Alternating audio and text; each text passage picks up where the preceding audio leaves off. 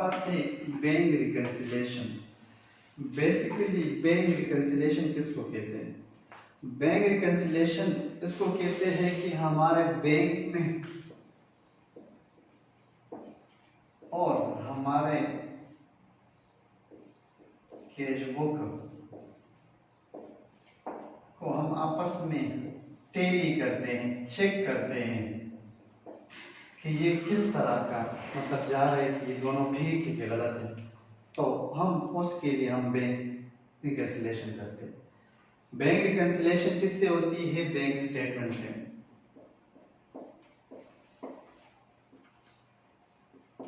ठीक है, bank statement क्या चीज होती है? जैसा कि सब जानते होंगे कि हर एक अकाउंट होल्डर का एक स्टेटमेंट जो होता है वो बैंक में मेंटेन होता है। ठीक है, वो 3 महीने बाद शायद मतलब विशाल साहब को सैलरी की 3 महीने बाद ईमेल में मिल जाया करिए, घर में आ जाती। तो बैंक स्टेटमेंट हर ऑर्गेनाइजेशन की बैंक स्टेटमेंट वो मतलब वीकली उनको इशू करते हैं। ठीक है, तो बैंक रिकंसिलिएशन हम इसलिए करते हैं कि हम अपना रिकॉर्ड प्लस बैंक का रिकॉर्ड आपस में टैली कर दे कि ये किस तरह होता है। मिसाल के तौर पे बैंक हमने कितने चेक दिए इस महीने में, मिसाल के तौर पे 1/4 को हमने चेक दिया था, चेक नंबर 1 500 का। ठीक है, फिर 2 को हमने दूसरा चेक दिया था, चेक नंबर 2 600 का। हमने इब्रार को 5 तारीख को एक चेक दे दिया था, चेक नंबर 3 1000 रुपए का।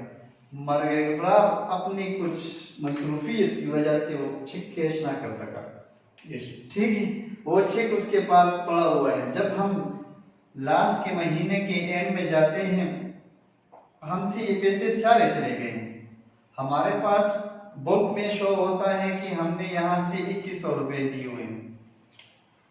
ठीक है, मगर बैंक स्टेटमेंट हमें कहता है कि आपके अकाउंट से 1100 रुपए विड्रॉ हुए। तो इस पर्पस के लिए हम इसको क्रॉस वेरिफिकेशन करते हैं, तो उसको बैंक रिकंसिलिएशन कहते हैं। क्लियर है कि नहीं? सही है, तो बैंक रिकंसिलिएशन इसको कहते हैं। अच्छा, फिर हमारे पास आती है कि बात रीजन, क्या वजह है या किस वजह से हम बैंक रिकंसिलिएशन करते हैं।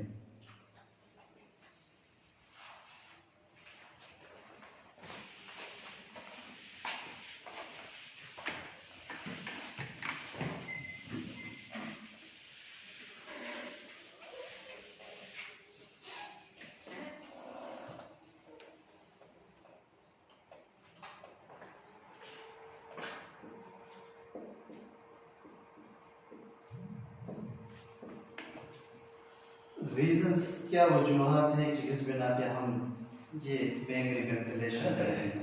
बैंक वजह, जैसा कि मैंने बता दिया है कि एक चेक इशू हो चुका है, सही, बट नॉट प्रेजेंट।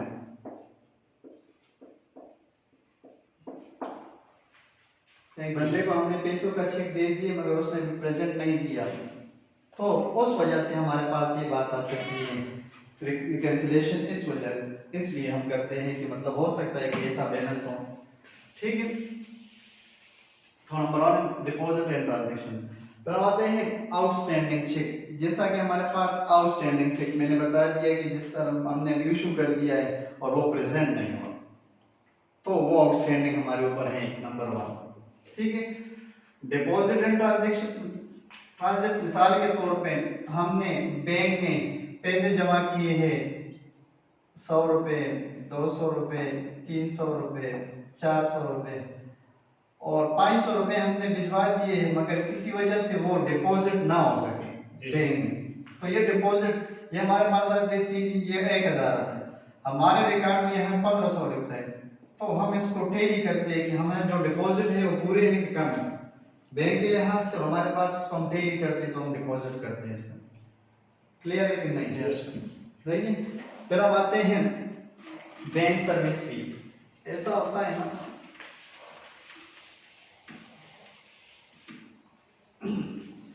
कि बैंक किसी ना किसी ऐसे चेक्स होते हैं, या कोई मिसाल के तौर पे अगर मुझे भी कोई चेक देता है पेशावर का और मैं अपने बैंक में रिप्रेजेंट करता हूँ, तो बैंक उससे चार्जेस नहीं करता। अगर मुझे कुछ चेक न्याज साहब देते हैं कि आप ये चेक के अपने लिए कैश कर अपने अकाउंट में डाल दें, तो ये चार्ज सब दे के बैंक का मुझे देंगे, तो अगर मैं यहाँ पे प्रेजेंट करूँगा तो मुझसे सर्विस चार्जेस काटेंगे। ठीक है, तो ये वो सर्विस चार्जेस है कि हमें तो पता नहीं है कि सर्विस चार्जेस किसने काटे हैं, कितने काटे हैं, क्योंकि हमने तो बस चेक दे दिए, चेक इशू कर दिए, उसने प्रेजेंट कर दिया नहीं कर दिया।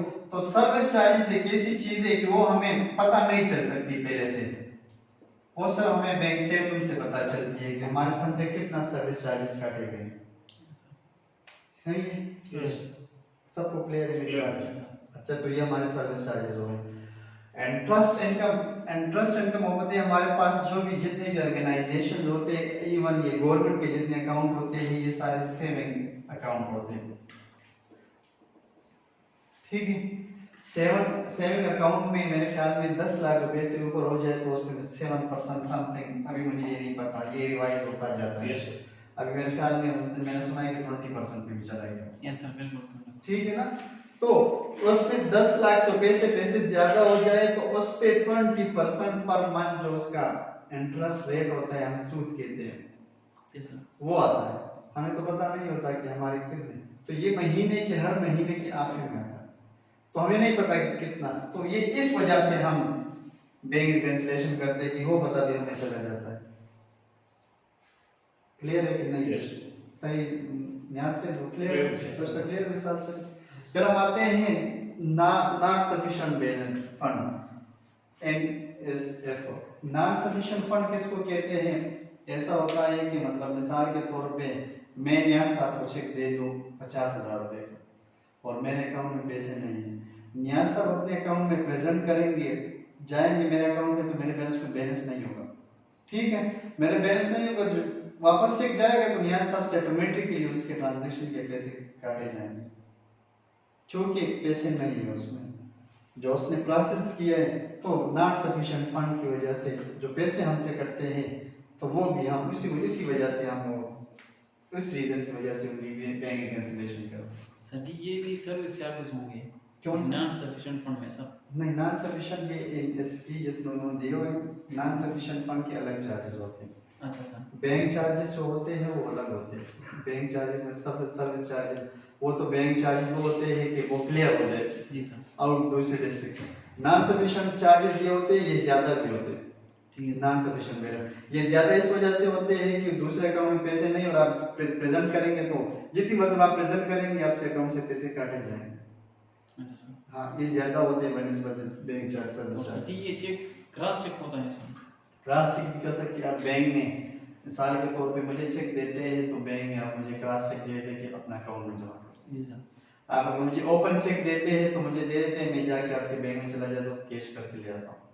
ठीक है ना? चेक का भी आप लोग को मतलब हुआ है, लिखा है आप लोगों ने कि नहीं? नो सर, नहीं। अच्छा, नहीं पता सर, क्रॉस चेक का नहीं पता सर, ये क्रॉस चेक कैश नहीं होगी सर। ऐसा होता है। चेक के बारे में मैं थोड़ा सा आपको बता दूं। जी सर, डिस्कशन में आगे अगर आप चेक देंगे, फर्स्ट कॉलम होता है प्राइस, ठीक है?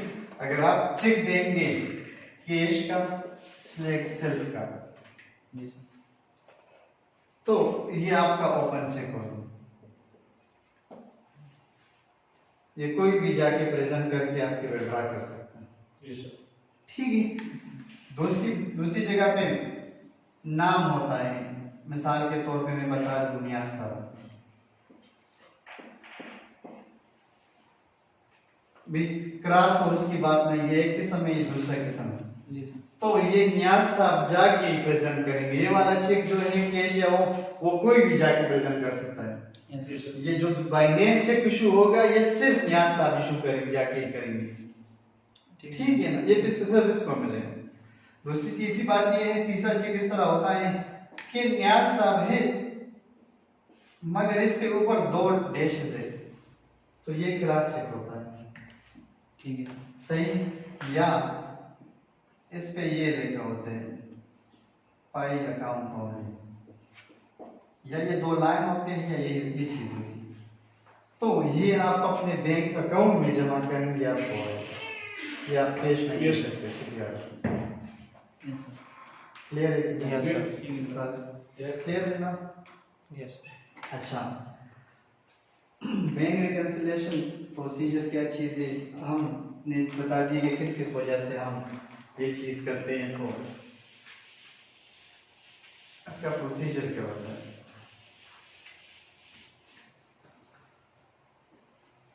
फर्स्ट ऑफ ऑल हम बैंक से जाके अपने बैंक स्टेटमेंट लेते हैं और उसको चेक करते हैं। चेक करते हैं कि हमने इशू कितने की और डिपॉजिट कितने की। नंबर 1 पे हम ये चेक करते हैं कि हमने कितने चेक इशू किए लोगों को और कितने डिपॉजिट किए लोगों के आके हमने डिपॉजिट किए तो वो कितने, उसको आपस में बैंक के साथ अपनी कैश बुक के साथ चेक करते हैं। ठीक है। यस दूसरी बात है using cash balance show the bank statement add. ऐसा है मिसाल के तौर पे ये तो चेक की बात हो गई, चेक्स की। नंबर 2 पे हमारे पास है कैश, हमने कितना कैश डिपॉजिट किया है उसको हम देखते हैं।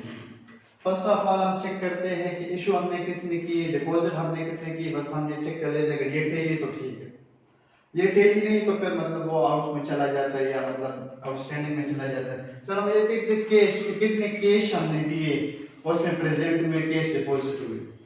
ठीक है जनाब। फिर हम आते हैं डिडक्ट एनी आउटस्टैंडिंग चेक।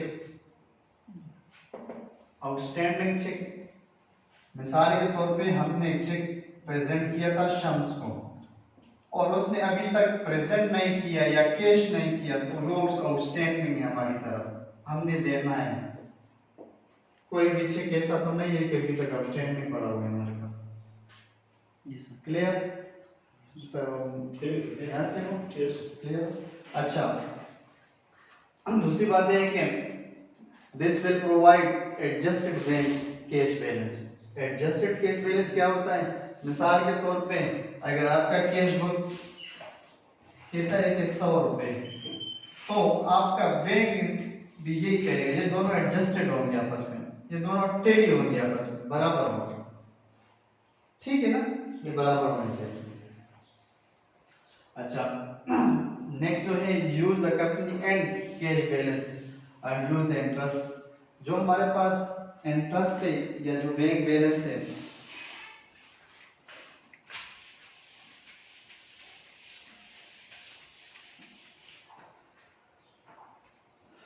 ये हमारे पास एक दो बातें आ गई, या तो कोर्स का हिस्सा तो नहीं मगर इसमें आ गई। नॉट रिसीवेबल और इंटरेस्ट आ गई। इंटरेस्ट तो मैंने बता दिया कि आपने कितना इंटरेस्ट कितना सूद महीने के आखिर में आपके उस पर आ गया। नॉट रिसीवेबल ऐसा होता है कि कोई भी ऑर्गेनाइजेशन जाके स्टॉक एक्सचेंज में कोई शेयर खरीद लेता है, ठीक है, और उससे हमारे पास जितने पैसे आते हैं तो उसको नॉट रिसीवेबल कहते हैं। कितने पैसे हमारे पास रिसीव्ड हो गए वही अमाउंट हम चेक करते हैं यहाँ पे। ठीक है जनाब जी, क्लियर है? यस अच्छा, फिर हम आते हैं deduct any service fee charges penalties वगैरह जो मतलब नॉट प्रेजेंट, उसके बाद इसको हम चेक करते हैं कौन कौन से सर्विस चार्जेस वगैरह उसको हम एडजस्ट करते हैं। सही। फिर हम आते हैं जब रिकंसिलिएशन करते हैं तो ये दोनों बैंक रिकंसिलिएशन में एडजस्टेड बैंक बैलेंस और हमारा कैश बुक जैसा कि मैंने बताया था दोनों इक्वल होने चाहिए। क्लियर? Yes sir. ये इसका प्रोसीजर तरीके का होता है। फिर हम आते हैं एक छोटा सा एग्जांपल इस पे करते हैं बैंक रिकंसिलिएशन का। एग्जांपल है एक कंपनी है उसका closing preparation the cancellation the following transactions.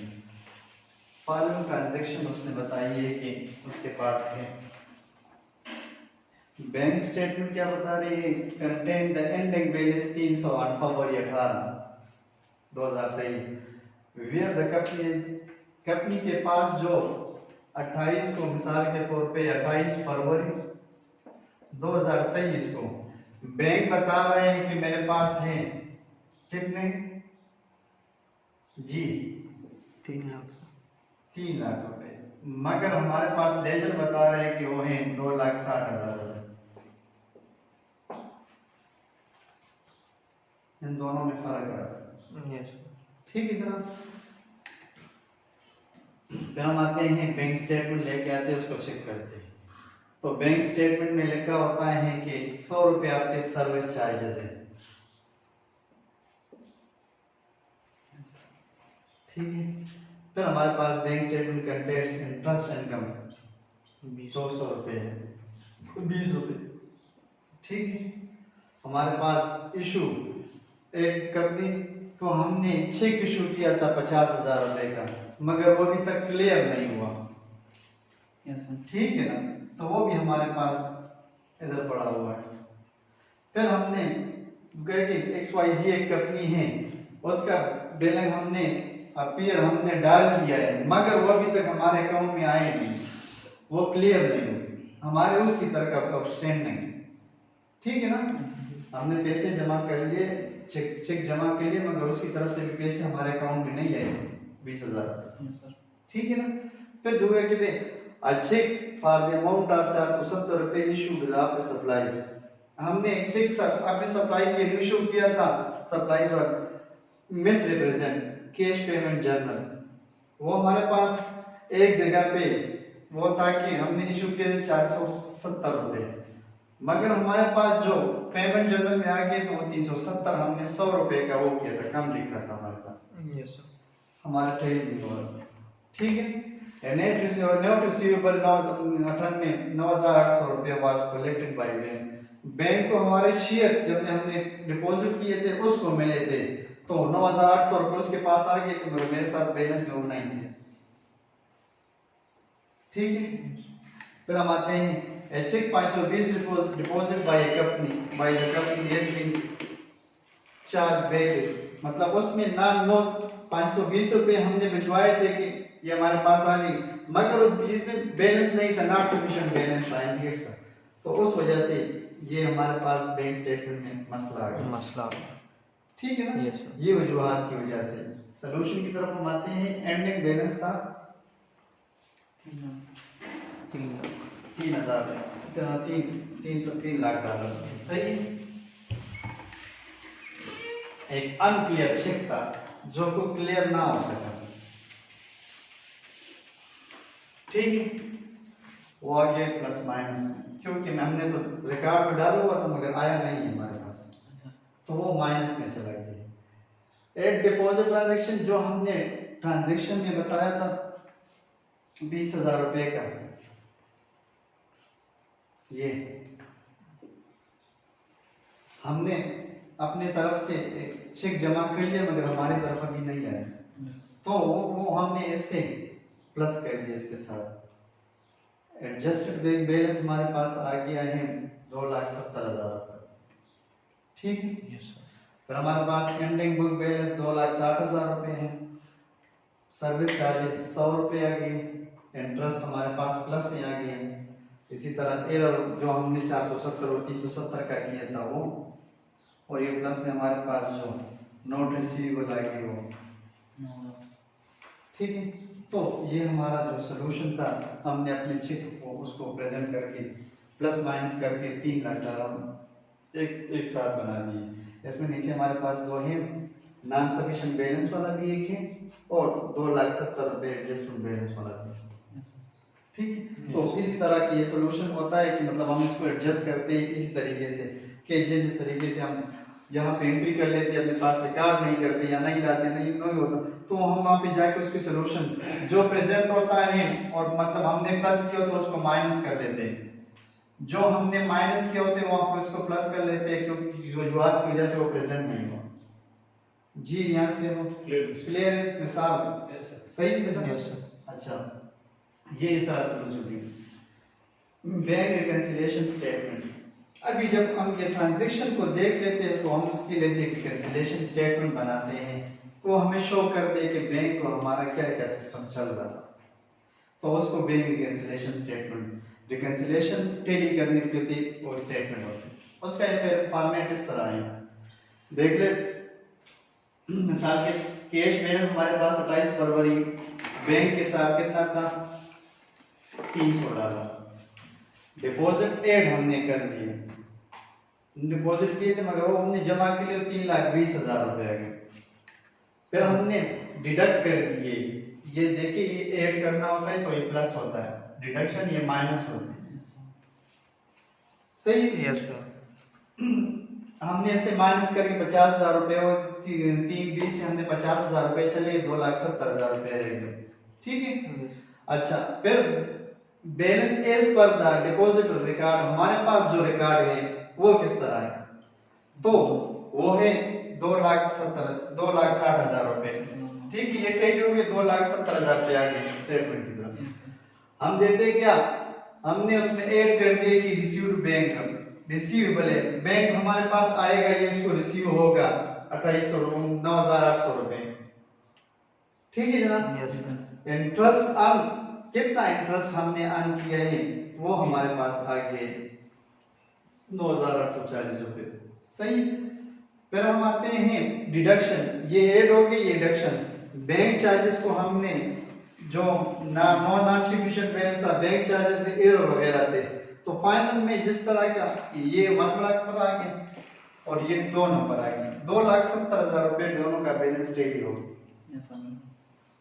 किसको नहीं क्लियर बैंक? क्लियर है सर। क्या मसला है बताएं जी शाम सर। Clear clear. तो ये बैंक कैंसिलेशन का ये तरीका होता है, बैंक कैंसिलेशन बनती है इसीलिए कि हम बैंक और अपने ट्रांजैक्शन को आपस में डेली करते हैं और फिर उसको इस तरह ऐड वो करते हैं। सर ये हम सुनते हैं कि ये अकाउंट जो है ऑडिट में आ गई है ना, तो ऑडिट वाले भी यही प्रोसेस करते हैं, रिकंसिलेशन की वजह से उनको पता लगता है कि बैंक ऑडिट में आ गया, क्या मतलब अकाउंट मतलब कहते हैं ना कि आपका अकाउंट ऑडिट में है या कोई ऐसा होता है ना, मिसाल के तौर पे जब हम कोई टैक्स रिटर्न करते हैं, आप लोगों टैक्स रिटर्न तो शायद कोई सबमिट नहीं है, ख्याल में साथ साथ गवर्नमेंट सर्वेंट होकर इनके नहीं करते। ऐसा होता है कि टैक्स रिटर्न हम साल के आखिर में करते हैं, जून में 30 जून को, जितना हमने कमाया जितना लगाया हम गवर्नमेंट को ये कर देते कि इतने हमारा बचत है और ये चीज़ हमारे पास, इसको टैक्स रिटर्न कहते हैं, ठीक है। याद रखिए कोई सेशन आ गया हमारी तरफ तो ये टैक्स रिटर्न बहुत सिंपल तरीका है, वैसे लोग बैठ के जाके 2-3 हज़ार रुपये 10 मिनट का काम है, मैं आप लोगों को सिखा दूंगा इसका तरीका, इंशाल्लाह कर सकेंगे। मतलब मुझे याद देना है कभी भी मतलब मौका मिला, सही है सर, ठीक है। तो टैक्स रिटर्न वाले हम हर साल के महीने, मिसाल के तौर पे मैं उसको बता देता हूँ कि इस साल में मैंने अर्न किए सैलरी से 5 लाख रुपए, ठीक है, और मैंने एक्सपेंडिचर किए हैं कितने 2 लाख रुपए, तो 3 लाख रुपए मेरे सेविंग में है। फिर मैं इसको एडजस्ट करता हूँ, बताता हूँ कि मैंने इससे प्लाट खरीदा, ज्वेलरी खरीदी, कैश में है मेरे पास, तो इसके एडजस्टमेंट में बताता हूँ।